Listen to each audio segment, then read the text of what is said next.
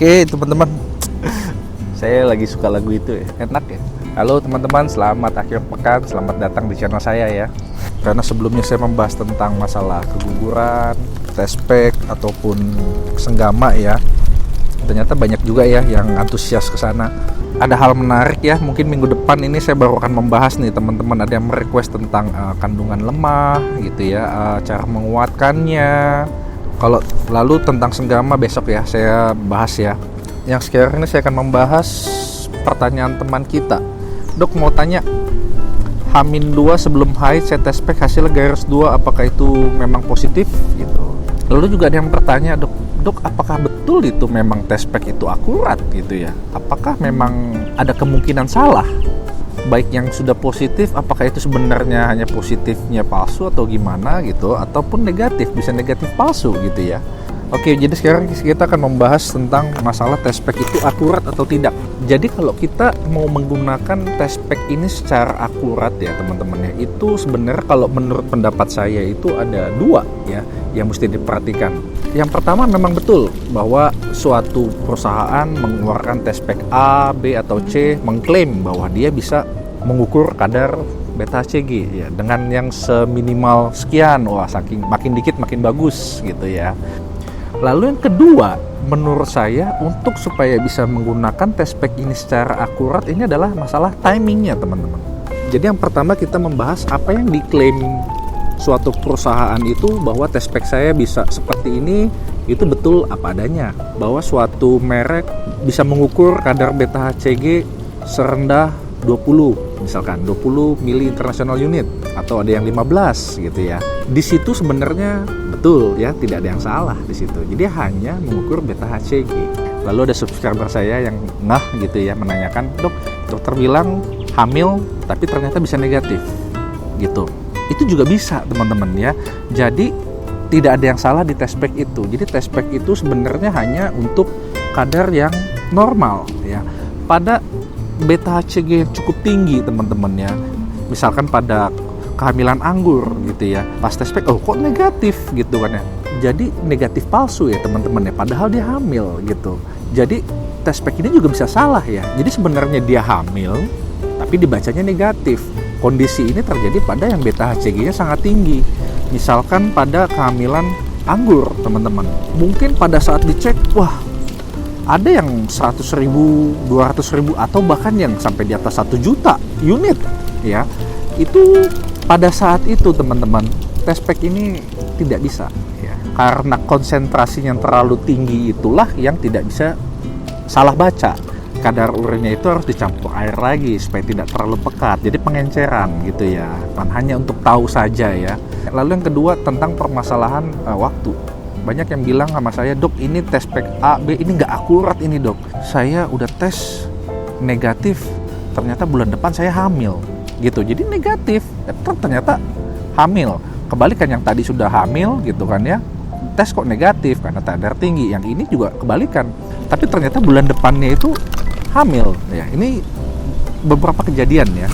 Ada yang mengaku, "Dok yang ini jangan dipakai dok ini." Oh iya gitu. Nah lalu saya bertanya, kapan tesnya, kapan mulai haidnya. Seperti biasa saya selalu menanyakan itu ya. Itu karena ternyata salah timingnya teman-teman. Jadi misalkan banyak yang menggunakan tespek ini seperti ini teman-teman. Anda senggama, senggama, lalu gua hamil nggak ya gitu kan ya. Belum waktunya telat, Anda sudah tespek, itu negatif. Tapi ternyata itu hanya kadarnya saja yang belum cukup. Itu bisa terjadi, itu kemungkinan pertama. Lalu yang kedua yang saya perhatikan seperti ini, "Dok, haid saya biasanya 28 hari, paling pendek itu 25 hari, tapi yang paling panjang dulu pernah ada yang 35 hari gitu." Berarti itu kan sekitar range-nya 25 sampai ke 35.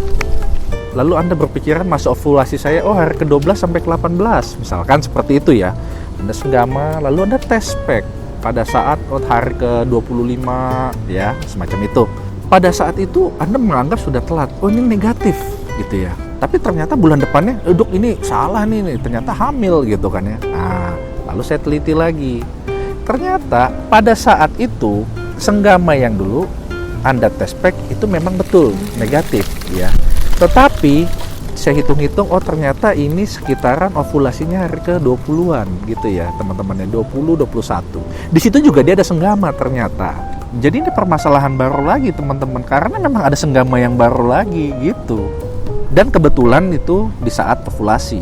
Jadi maksudnya kalau hanya dengan perhitungan masa subur ya, itu juga masih bisa gagal teman-teman ya. Ya paling jelek itu sekitar 12 per 100 lah. Jadi seperti itu ya teman-teman ya.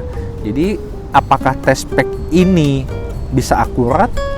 Bisa teman-teman. Tapi teman-teman harus tahu kapan kita mesti waktunya itu. Nah jadi seperti itu ya. Jadi apabila teman-teman sudah yakin misalnya, oh haid saya mestinya tanggal 28 ini ada muncul, tapi tanggal 29 sudah tidak muncul gitu kan ya. Lalu test pack ini negatif gitu kan ya. Anda mesti ingat, oh di tanggal 14 itu saya cuma senggama tanggal segitu doang, tidak ada senggama yang lain. Itu yang pertama. Jadi pada saat ini adalah kita bisa tenang, kita akan menunggu haid yang selanjutnya. Jadi ini menjawab pertanyaan Kak Caca ya. Kalau tanggal 16-an kemarinnya sudah test pack, hasilnya negatif, itu nggak hamil kan dok, tinggal nunggu haid saja. Ya betul ya, jadi yang Kak Caca bilang ini itu betul ya Kak ya. Kita sudah bisa tenang bahwa ini kita nunggu haid ya, apabila tidak ada senggama yang setelah kita perhitungkan tadi. Misalkan Anda cuma senggama dalam sebulan, dok 2 kali, tanggal 14 sama tanggal 15, aduh hamil nggak ya gue gitu kan. Lalu haid Anda mesti 28 hari gitu kan ya. Lalu tanggal 29 ada tes itu negatif gitu kan ya. Itu sudah bisa berpikiran tenang ya. Yang tidak bisa tenang ya Kak ya, apabila Anda punya range-nya itu ternyata haid Anda 35 hari, lalu di hari ke-20 atau ke-21 ada senggama lagi. Itu lain cerita Kak ya. Pada saat itu apabila terjadi kehamilan dan test pack-nya negatif, itu hanya belum terukur ya Kak ya. Semacam itu ya. Moga-moga jelas ya Kak ya. Untuk pertanyaan Kak Silma ya, saya sudah telat 2 minggu dok, tapi pas di test pack negatif. Kapan saya harus test pack lagi ya? Saya 2 minggu telat ini mual, pusing, kram ya, terutama perut bagian bawah kiri saya. Pikir-pikir mau haid, kok nggak hamil-hamil. Pas di tes .3 negatif kali ya Kak. Apa harus menunggu telat sebulan dulu? Terima kasih Kak ya sudah bertanya. Tidak ya Kak ya. Jadi telat 1 hari saja itu sudah cukup. Apalagi kakak sudah telat 2 minggu ya Kak ya. Itu yang pertama.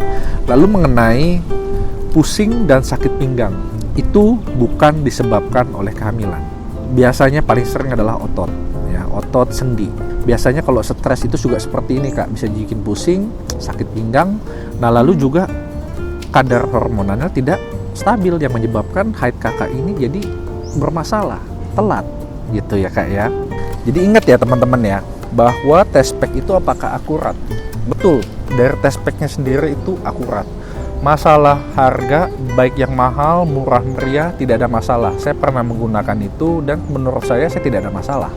Kalau misalkan test packnya menganggap itu ternyata negatif, lalu ternyata hamil, test packnya juga nggak salah. Memang betul dia akurat, pada saat itu belum terbaca sebagai suatu kehamilan. Jadi makanya di sini Kak, timing itu sangat penting.